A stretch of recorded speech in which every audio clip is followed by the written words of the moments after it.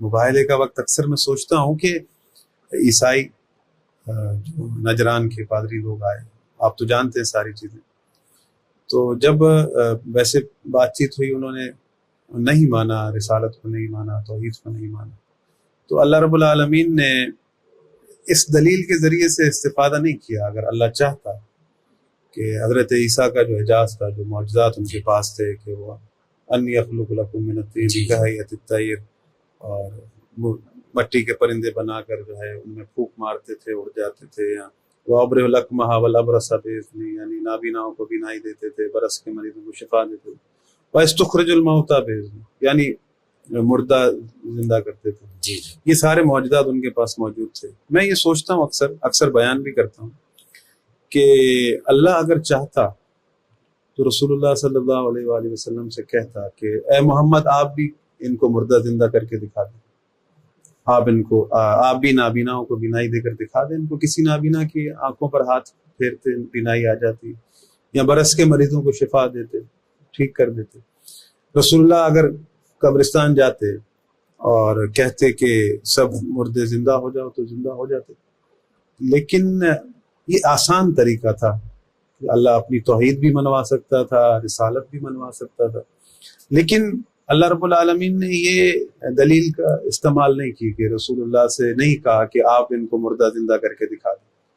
اگر رسول اللہ مردہ زندہ کرتے، بھائی عیسیٰ مردہ زندہ کرتے تھے، میں نے بھی کر کے دکھا دی، لہذا وہ بھی نبی تھے اللہ کے، میں بھی اللہ کا نبی ہوں، رسالت بھی منوائی جا سکتی تھی، توحید بھی منوائی جا سکتی تھی، لیکن اللہ رب العالمین نے یہ طریقہ استعمال نہیں کیا، بلکہ کہا کہ تعالوا ندعو ابنانا وابناکم ونساءنا ونساءکم انفسنا وانفسکم، یعنی آپ کیا سمجھتے ہیں کہ ایک آسان راہ تھی؟ نہیں، بہت ہی عمدہ نقطے کی طرف آپ نے توجہ دلائی، کیونکہ قرآن مجید نے خود اس موضوع کو بہت ہی دقیق اور عمیق طریقے سے بیان کیا ہے۔ پروردگار عالم نے جو اسلام بھیجا ہے، وہ اسلام افقی لاشوں کو زندہ کرنے کا دین نہیں، جو قبرستان میں لیٹی ہوئی لاشیں انہیں زندہ کرنے کے لیے نہیں آیا، بلکہ عمودی لاشوں کو بیدار کرنے کے لیے آیا۔ یہی وجہ ہے، آپ مستحضر ہیں، سورہ انفال میں پروردگار عالم نے کہا یا ایھا الذین آمنوا استجیبوا للہ وللرسول اذا دعاکم لما یحییکم، یعنی یہ جو چلتی پھرتی مردہ لاشیں ہیں، ان کو زندہ کرنا کمال ہے۔ یعنی مردوں کو اٹھانا اتنا کمال نہیں جتنا مردہ ضمیر لوگوں کو اٹھانا کمال ہے، مردہ ضمیر لوگوں کو بیدار کرنا کمال ہے۔ اور اسی بات سے میں یہ سہارا لوں گا کہ جلال الدین سیوطی نے ایک کتاب لکھی ہے احیاء المیت، تو اس کا عنوان دیکھیں تو فضائل اہل بیت ہے۔ بھائی فضائل اہل بیت کا احیاء المیت سے کیا تعلق؟ تو وہ کہتے ہیں کہ رسول خدا فضائل اہل بیت کے ذریعے سے مردہ ضمیروں کو زندہ کر رہے تھے، انہیں حقیقی حیات کی طرف لے کر آنا چاہ رہے تھے۔ اور جب ہم اس تفسیر میں جاتے ہیں تو چاہے مفسرین علماء اہل سنت ہو یا علماء اہل تشیع، کہتے ہیں کہ بھائی جب رسول خدا یہ کہہ رہے ہیں کہ فاستجیبوا للہ وللرسول اذا دعاکم لما یحییکم، تو کس چیز سے ہمیں حیات دیں گے؟ کہا تمہیں حیات دیں گے رسالت کے پیغام اور ولایت کے پیغام سے۔ جب علی امیر المؤمنین کی ولایت کو قبول کرو گے تم حقیقی طور پر تم حیات ہو۔ شاید یہی وجہ ہے، اگر اس کو اس روایت سے بلایا جائے، من مات ولم یعرف امام زمانی مات میتتن جاہلیہ، جاہلیت کا مطلب ہی ہے کہ وہ مردہ ہے، حقیقت میں وہ زندہ ہی نہیں۔ تو اسی بات کی طرف کہ رسول خدا تو انہیں بتانا چاہ رہے تھے کہ میں یہاں پر آیا ہوں تو مردہ ضمیروں کو زندہ کرنے کے لیے آیا ہوں، تم یہ معجزات دیکھ چکے ہو، تم تو اس بات پر یقین رکھتے ہو کہ عیسیٰ مردوں کو زندہ کرتے تھے اور پرندوں مٹی سے وہ اس کو بنا لیتے تھے اور برس کے مریضوں کو بھی صحتیاب کر لیتے تھے، مگر میں تو تمہارے مردہ ضمیروں کو زندہ کرنا چاہتا ہوں۔ یہاں پر ایک اور عمدہ بات یہ ہے کہ کچھ آیتیں ایسی ہیں کہ اگر ان کی تلاوت کی جائے تو تبادراً جن ذاتوں کا تصور آتا ہے، سر فہرست وہ ذات حضرت فاطمہ الزہرا کی ذات ہے. جیسے میں نے ابھی آپ کے سامنے تھوڑی دیر پہلے انا اعطیناک الکوثر کی تلاوت کی تو حضرت فاطمہ زہرا کی ذات کے نور کا جلوہ ہمارے ذہنوں میں جلوہ فگن ہو جاتا ہے. کیوں؟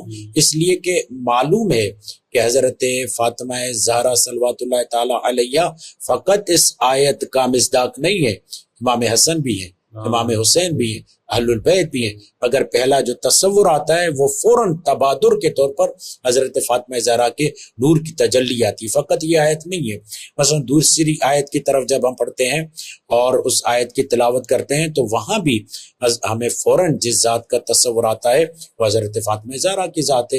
حالانکہ اس میں ہے پنجتن، حالانکہ اس میں حضرت زہرا آخر میں آئی، مگر جب ہم اس آیت کی تلاوت کرتے ہیں تو فی الفور اس آیت سے عصمت کا تصور آتا ہے، عصمت کبریٰ کی شخصیت کا تصور آتا ہے، اور وہ آیت ہے انما یرید اللہ لیذھب عنکم الرجس اہل البیت ویطہرکم تطہیرا. تو فوری طور پر بی بی فاطمہ کا تصور آتا ہے. اسی مباہلے کی آیت میں حالانکہ رسول بھی ہیں، مولا علی بھی ہیں، امام حسن بھی ہیں، امام حسین بھی ہے، مگر فوری تصور جو آتا ہے وہ حضرت فاطمہ زہرا کا آتا ہے. کیوں تصور آتا ہے اس میں، مباہلہ میں، تطہیر میں، کوثر میں؟ کیونکہ یہ آیتیں حقیقت میں سیدہ زہرا کے تعارف کی آیتیں ہیں، اور یہ میں اور آپ کیا علماء اہل سنت بھی کہیں گے، نجران بھی یہ جملہ کہتے ہوئے نظر آئے کہ اگر سیدہ زہرا نہ آتی تو رسالت کو صداقت کے لیے کوئی اور گواہ نہ ملتا. مولا علی کا ہونا کافی نہیں تھا، حسن حسین کے ہونا کافی نہیں تھا. اور آپ کو بخوبی یہ معلوم ہے، غالباً مدارج النبوہ یا معارج النبوہ کتاب اسماعیل دہلوی کی، شہید اسماعیل دہلوی، اس نے لکھا کہ جب رسول خدا مباہلہ میں جا رہے تھے تو ان کے اپنے بیٹے زندہ تھے ابراہیم ماری قبطیہ سے، تو حضرت رسول خدا تو ان کو نہیں لے کر گئے. اب یہاں پر ایک روایت ہے جو اتفاق، اس نے اتفاق سے آپ نے ذکر کیا، تو جب میں موبائل پڑھ رہا تھا ابھی مجلس سے بھی آیا تو مباہلہ کی فضیلت میں کہ رسول خدا کہتے ہیں میں نے اہل بیت کو کیوں لے گیا، حسن و حسین، علی و فاطمہ کو کیوں لے کر گیا؟ تو رسول خدا فرماتے ہیں، خود بیان دیتے ہیں، یہ تفسیر ہبری میں بھی ہے اور ینابع المودت میں بھی ہے. وہ فرماتے تفسیر ہبری ایک عنوان سے شیعہ عالم ہے مگر زیدی مسلک ہے، پر یہ پہلی تفسیر ہے جو روائی انداز سے لکھی گئی ہے فضائل پنجتن پاک کے لیے بہترین عمدہ. وہ کہتے ہیں جب یہ آیت نازل ہوتی ہے اور رسول خدا پنجتن پاک کو خود شامل کرتے ہوئے لے جاتے ہیں تو رسول خدا یہ فرماتے ہیں کہ آخر میں ان کو کیوں لے کر گیا؟ کیا اپنی مرضی پر لے گیا؟ کیا اس بنیاد پر لے گیا کہ فاطمہ میری بیٹی ہے تو لے گیا، حسن و حسین میرے نواسے ہیں تو لے گیا، علی میرا داماد ہے تو لے گیا؟ نہیں. لو علم اللہ تعالی ان فی الارض عبادا اکرم من علی و فاطمۃ والحسن والحسین لامرنی ان اباہل بہم. بہت ہی عمدہ روایت ہے کہ اگر اللہ علی، حسن و حسین، فاطمہ کے علاوہ کسی کو افضل جانتا یا موجود ہوتا تو لامرنی، اللہ ضرور مجھے امر کرتا، ان اباہل بہم، کہ میں ان کے ذریعے مباہلہ کروں. ولیکن مگر امر ہی نہیں، اللہ نے مجھے امر دیا بالمباہلہ علی ہؤلاء، کہ میں ان کے ذریعے مباہلہ کروں. کیوں؟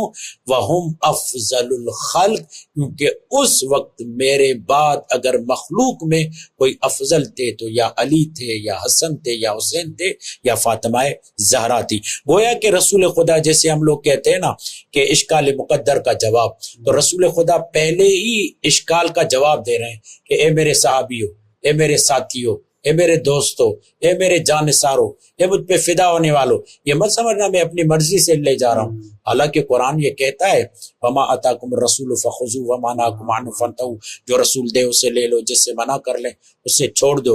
یہ اتنا بڑا اصول، اس کے باوجود یہ اصول کس بنیاد پر بنا ہے؟ وما ینطق عن الہوی ان هو الا وحی یوحی، یہ اصول اس بنیاد پر بنا ہے، مگر اس کے باوجود بھی رسول صفائی پیش کر رہے ہیں، کہہ رہے ہیں کہ خبردار کہیں یہ مت سوچنا، رسالت کے بارے میں شک نہ کرنا، جو جن کی عادت تھی شک کرنا. تو رسول خدا نے تو الحمدللہ آپ دیکھیں یہ وہ آیتیں ہیں جو خود بخود سیدہ کی، میں ان آیتوں کو کہتا ہوں یہ سیدہ کی عظمت کا آئینہ ہے.